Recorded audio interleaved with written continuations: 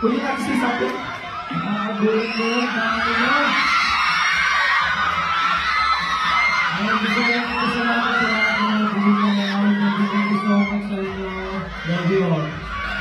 And of course, Clifford Dandan Agnes. Like a short message for everybody here to us. Maraming salamat sa inyo lahat for being here today.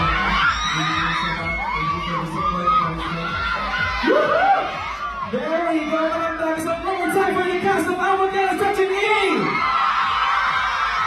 Yes, yes, yes. At dahil dyan, makakasama pa natin sila maya-maya ng mga Azir dito backstage. Maraming salamat. Thank you so much. Guys, mahaba yung araw natin. Pero bago tayo umalis guys, photo opportunity with everybody here.